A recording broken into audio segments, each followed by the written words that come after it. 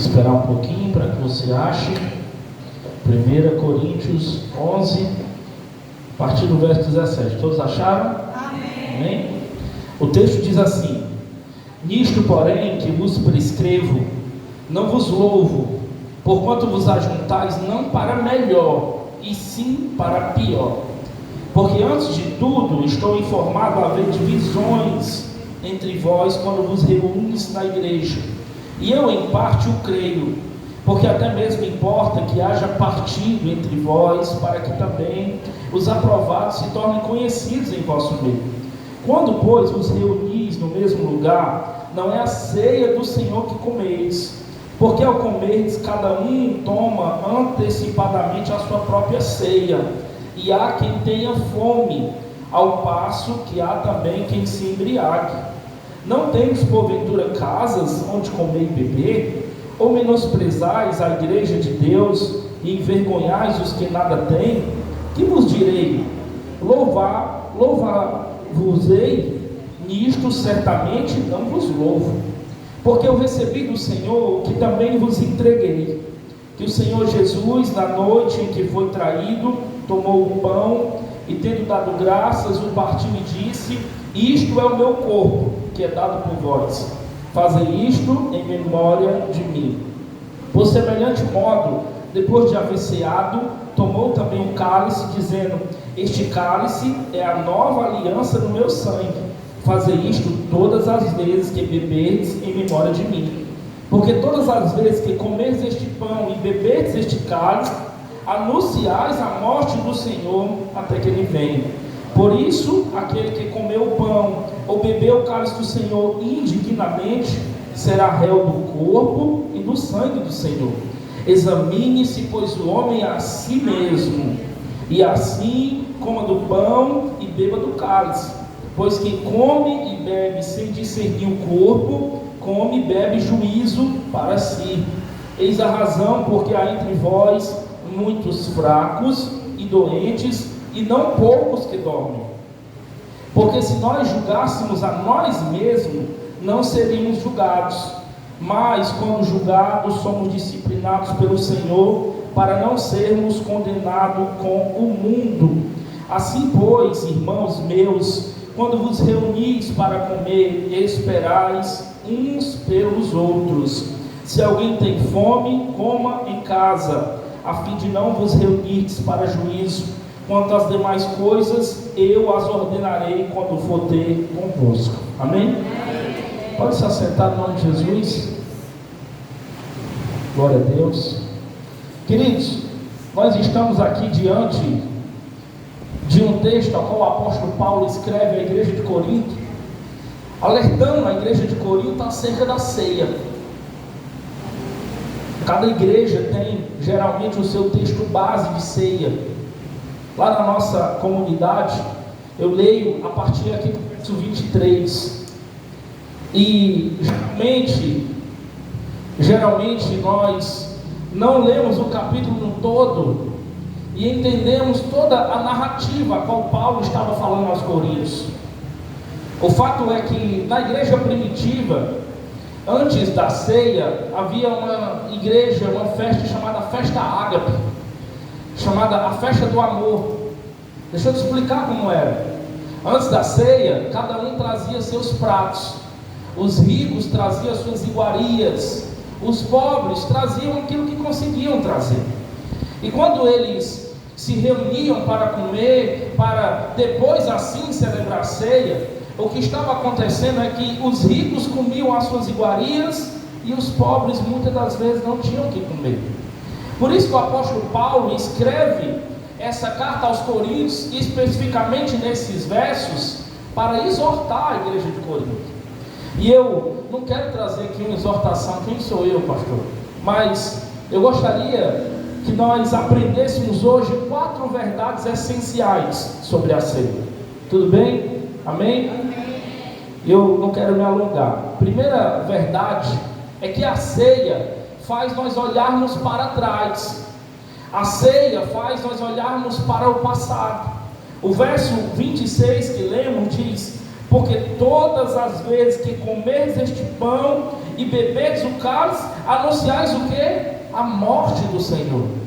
Quando nós estamos no ato da ceia, porque o Senhor só deixou para nós 2 rituais, foi o batismo e a ceia.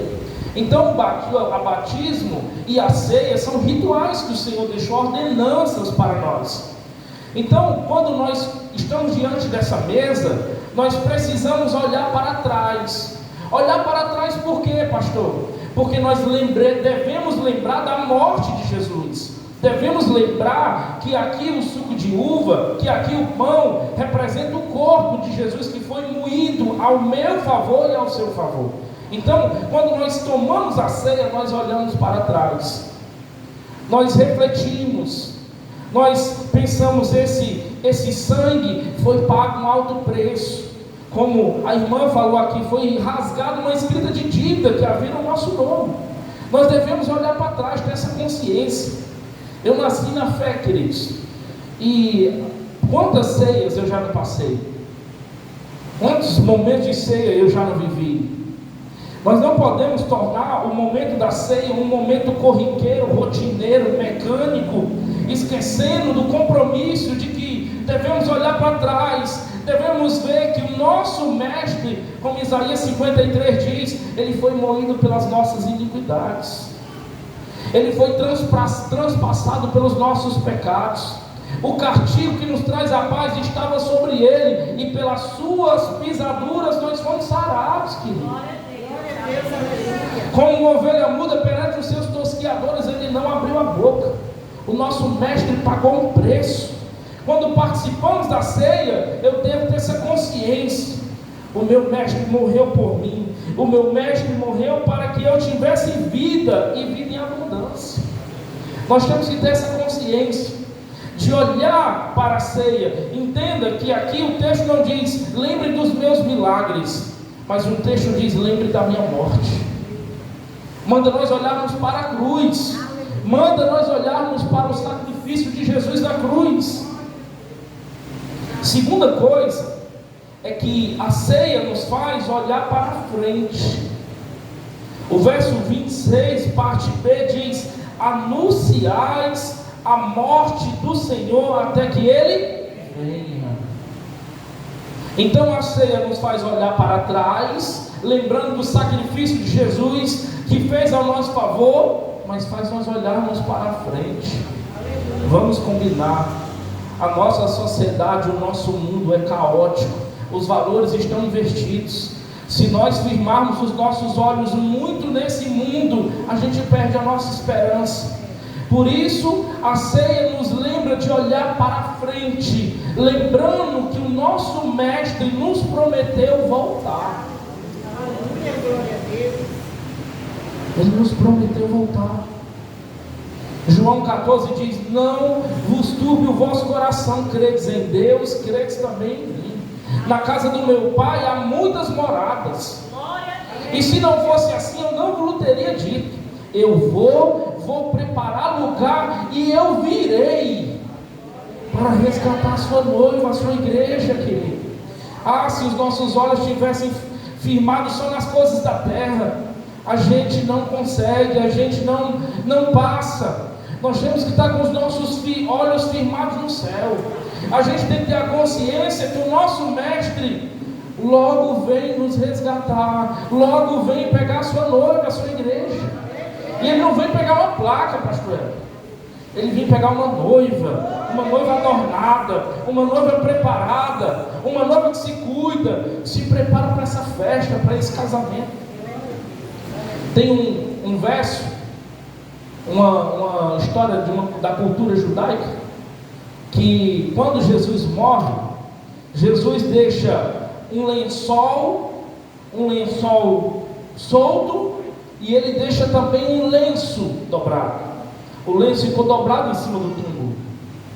Quando nós estudamos um pouquinho da cultura judaica, nós vamos perceber que quando o Senhor estava comendo e os seus servos estavam ali para saber se ele precisava de algo, ou se ele já tinha terminado a sua refeição, quando aquele senhor, o dono da casa, estava fazendo a sua refeição, e terminava a sua refeição, ele pegava esse lenço e ele deixava jogado. Agora, se por acaso ele precisasse levantar, precisasse ir ao banheiro, precisasse atender a porta ou qualquer outra coisa, o que ele fazia? Ele pegava aquele lenço, dobrava e deixava em cima da mesa, para que o senhor lá, o servo, na verdade, olhasse para o prato e entendesse: o meu senhor não terminou a refeição, ele volta, ele vai voltar. Quando Jesus ressuscita, 2 discípulos vão ao túmulo de Jesus, João e Pedro. João, ele só dá uma olhadinha assim para o túmulo, mas quem entra é Pedro, porque Pedro tinha questões mal resolvidas com o mestre. E quando Pedro entra, sabe o que ele dá logo de cara? Ele dá logo de cara com o lenço dobrado. Pedro entendeu o recado, e esse é o recado de Deus para nós. A obra que Deus começou na nossa vida, Ele é fiel, justo, e Ele vai completar. Ele retorna, querido. O nosso mestre começou, o lenço está dobrado, e Ele retornará para completar essa obra nas nossas vidas. A ceia nos faz olharmos para a frente. A ceia nos faz colocar os nossos olhos no autor e consumador da nossa fé. A ceia faz nós nos atentarmos para o passado, lembrando da morte de Jesus. Mas Ele também nos diz: em breve Ele vem, em breve Ele vem. Se você puder, abra a sua Bíblia em Atos 1, a partir do verso 10.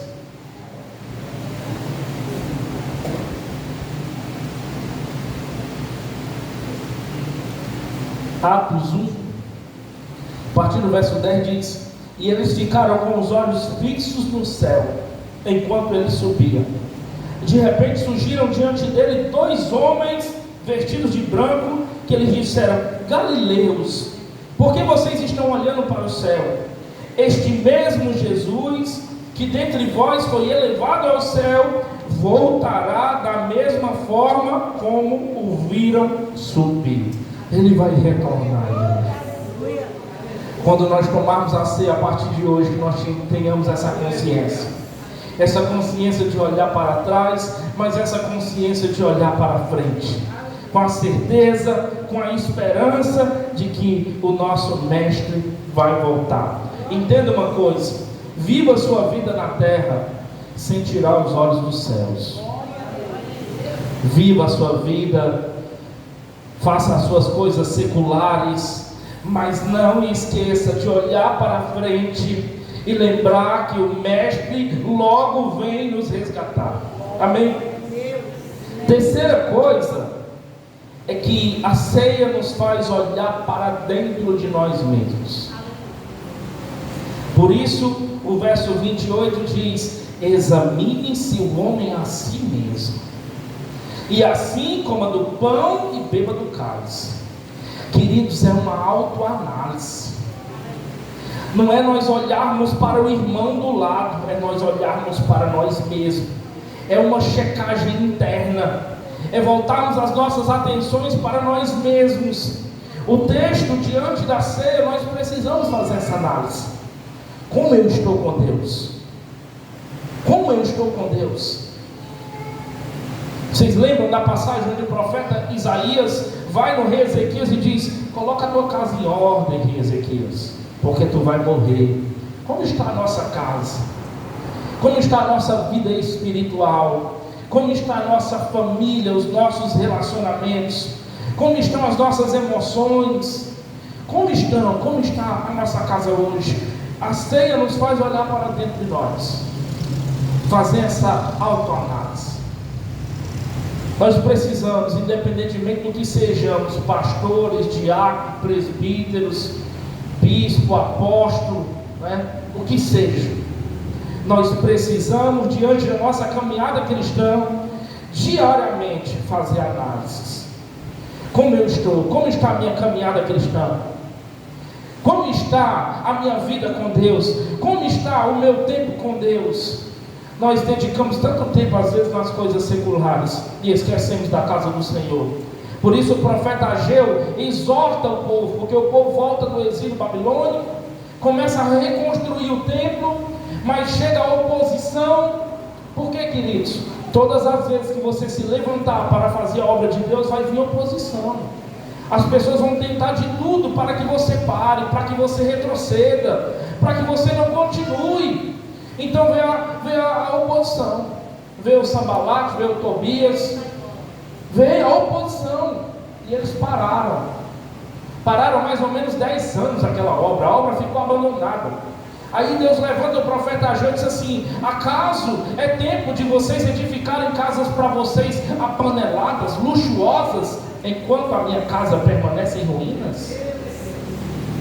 Porque nós estamos nos dedicando muito às coisas do mundo, querido, e esquecendo de olhar para dentro de nós e entender que nós precisamos buscar mais o Senhor, que nós precisamos urgentemente olhar para dentro de nós mesmos e fazer essas autoavaliações.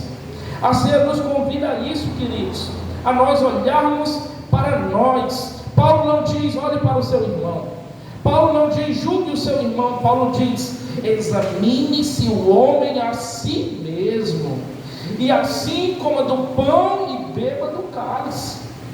Você analisa a si mesmo, você faz uma investigação no seu coração.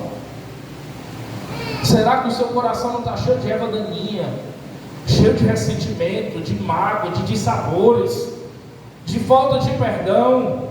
Então você investiga o seu coração, você faz essa análise. Não devemos ser juízes dos outros, mas de nós mesmos.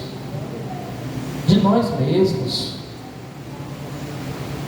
Quando a família de Jesus vai a Jerusalém por prática deles na Páscoa, Jesus tinha 12 anos, idade de ser sabatinado, e eles estão ali numa caravana, mas eles pensavam que no retorno Jesus estava com eles, porque a caravana era grande. Eles pensaram: ele pode estar atrás ou pode estar na frente, pode estar com o pessoal de trás, com a caravana de trás, ou com a caravana da frente. E eles pensaram: não, Jesus deve estar aí. E sabe onde Jesus estava? Jesus tinha ficado em Jerusalém, no templo, ensinando na sinagoga. Por que o senhor está falando isso, pastor? Quantas vezes na nossa caminhada cristã nós pensamos que Jesus está conosco, que Jesus ficou lá atrás, querido? Está lá atrás, Jesus. A gente tem que se autoanalisar. Cadê Ele? Ele está aqui? Deixa eu sentir a presença dEle, deixa eu ver se Ele está aqui mesmo. A gente tem que fazer essa autoanálise. Senão a gente entra num modo religioso, a gente entra num modo rotineiro, mecânico, e Jesus ficou lá atrás. E o que mais importa é a presença do Senhor, queridos. Bispo Alex leu aqui o Salmo 51, quando Davi peca com Betseba. Ele diz: cria em mim, Senhor, um coração puro, cria em mim, renova em mim um espírito reto e inabalável. E ele continua dizendo: não me expulses da tua presença, Pai. Não me repulses da tua presença, querido. O que mais importa é a presença do Senhor. O que mais importa é nós sabermos que o Senhor está conosco.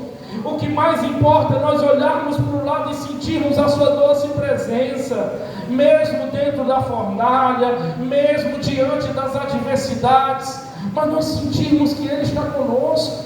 Nós não podemos seguir a nossa caminhada cristã, por mais anos que ela tenha, e a gente correu o risco de Jesus ter ficado lá fora, de Jesus ter ficado para trás.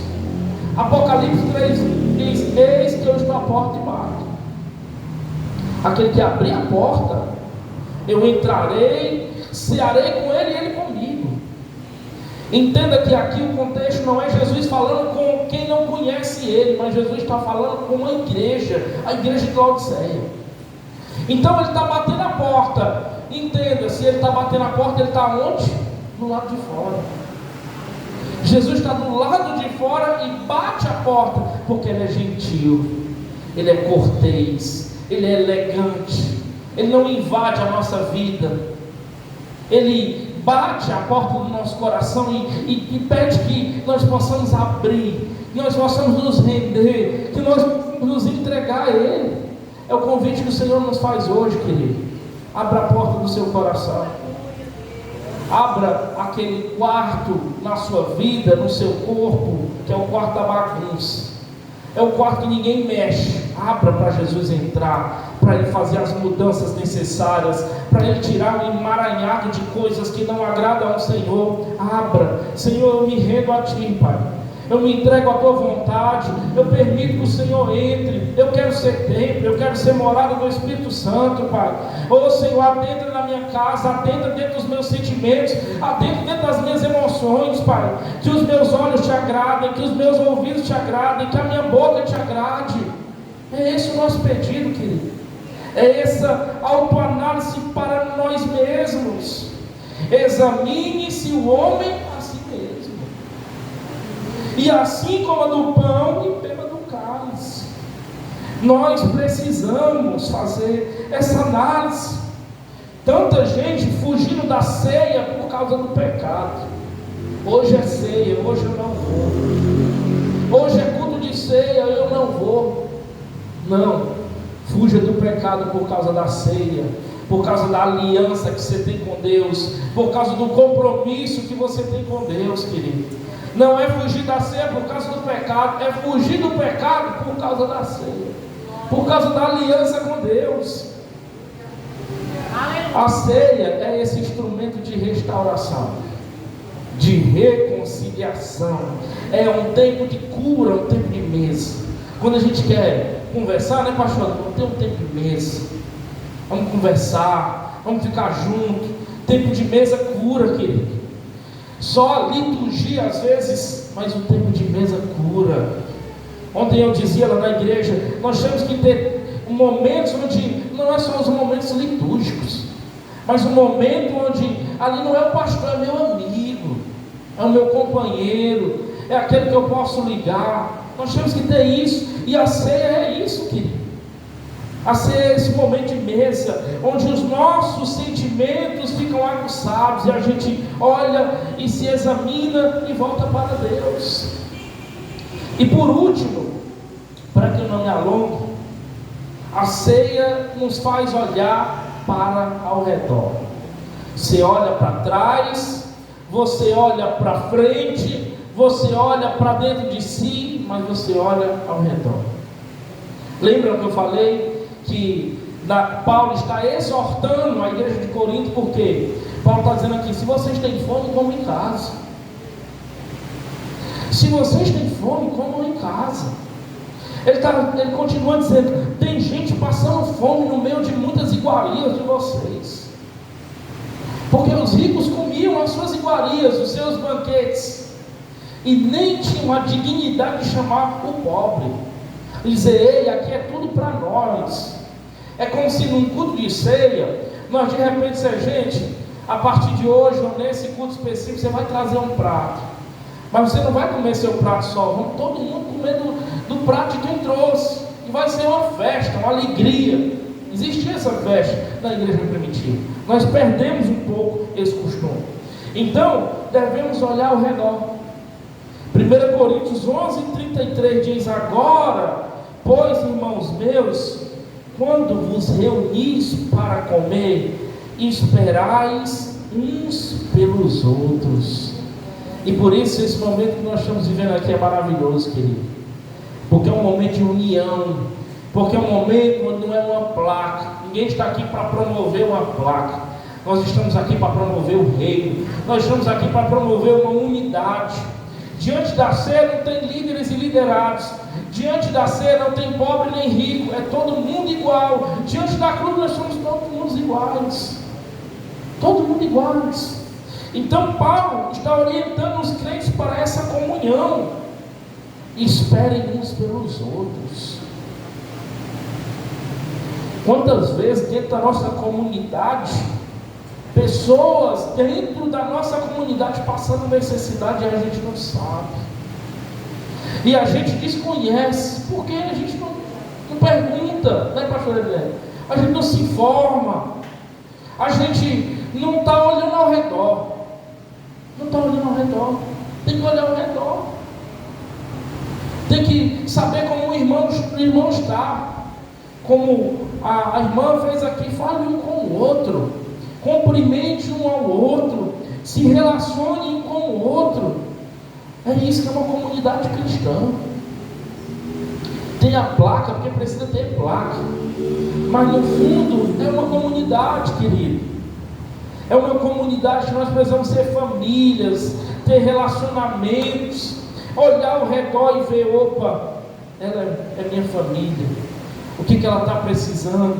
Opa, aconteceu isso aqui, vamos nos ajudar, vamos nos juntar. Não fica pesado só para um, mas vamos fazer isso em corpo, em família, em unidade. É essa a orientação que Paulo faz para nós. A igreja precisa ser família, querido. Pobres, ricos, grandes, pequenos, líderes, liderados, pastor, ovelha, obreiro, o que quer que seja. Tem que existir perdão, aceitação, comunhão. Então, que nós possamos aprender com a orientação do apóstolo Paulo. Primeiro, voltando a olhar para trás. Se for tomar a tua ceia, pense: Jesus pagou um alto preço por mim. Jesus se entregou. A Bíblia diz que ele se esvaziou de si mesmo. Ele largou o trono, largou a adoração dos anjos e veio para cá, para que nós tivéssemos acesso. Porque quando há o pecado de Adão e Eva, os nossos primeiros pais, o que acontece é um abismo criado. Religião, na verdade, vem de uma palavra latim chamada religare, é uma conexão de ponte. E quem faz essa conexão não é uma religião, é Jesus Cristo. Por isso ele diz: eu sou o caminho, eu sou a verdade e eu sou a vida. Quando Jesus morre e ele paga esse alto preço por nós, é porque nós não tínhamos mais essa comunhão com o Pai. Você vê que lá no templo havia divisões. Havia o átrio, onde qualquer um pisava, havia o santo lugar, onde o sacerdote pisava, e havia o santíssimo lugar. Somente o sumo sacerdote pisava. Ali no santíssimo lugar, do santo para o santíssimo, era separado por um véu espesso, veludo. E só quem entrava era o sumo sacerdote. Ali estava a arca da aliança, representando a presença de Deus. Quando Jesus morre e paga esse alto preço por nós, uma das primeiras coisas que acontece, a Bíblia diz que o véu se rasgou de cima a baixo. Sabe o que está acontecendo? Jesus está dizendo: eu estou reconectando vocês de novo ao meu Pai. Vocês não tinham esse acesso, vocês não podiam entrar aqui. Agora vocês voltam a ser sacerdotes, nação santa, povo eleito. Jesus está conectando as pontes de novo. Jesus está dizendo: eu estou rasgando o véu. O véu foi rasgado, querido. Às vezes nós cantamos aqui e a gente não entende o que é isso. Nós não tínhamos acesso e agora temos. Agora nós podemos nos ajoelhar aqui, ou falar com Deus em pé, ou falar no carro, e Deus está nos escutando, querido, porque nós temos esse acesso ao Pai. Para não me alongar, nós aprendemos 4 coisas. Olhar para trás, lembrando do sacrifício de Jesus. Permanecer olhando para frente, lembrando: eu estou passando por uma dificuldade, por uma luta, por uma enfermidade, mas logo o meu mestre vem me buscar. Ele foi preparar lugar e ele volta. Ele foi preparar lugar, olhando para frente. Isso fala de esperança, e temos esperança. Terceira coisa, examinar nós mesmos. Isso é uma análise diária. Todo dia você se examina, todo dia você olha para si mesmo, todo dia você analisa suas práticas, suas atitudes, seus pensamentos. Todo dia você faz isso. Você faz essa autoanálise diária, para quando diante da ceia você está digno para receber o pão e o suco de uva.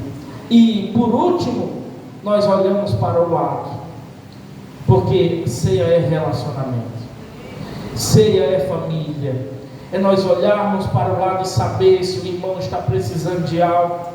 Queridos, às vezes um abraço que nós damos a um irmão, esse abraço cura, esse abraço restaura. Quando Jesus ia curar, ele dizia assim: filha, a tua fé te salvou.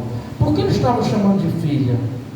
Porque muitas das vezes aquelas mulheres estavam excluídas da sociedade, abandonadas, não tinham mais dignidade. E Jesus dizia assim: filha. Jesus estava curando não só o físico, mas estava curando o emocional daquelas pessoas. Um abraço cura, querido.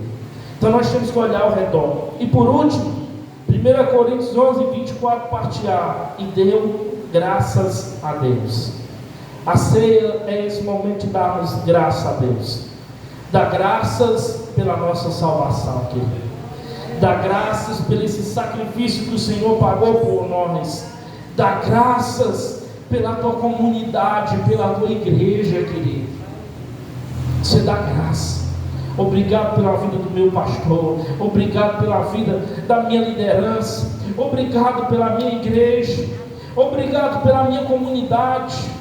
Pare de olhar para o outro lado e comece a olhar para dentro de si. E comece a olhar para dentro da sua casa, para a sua comunidade.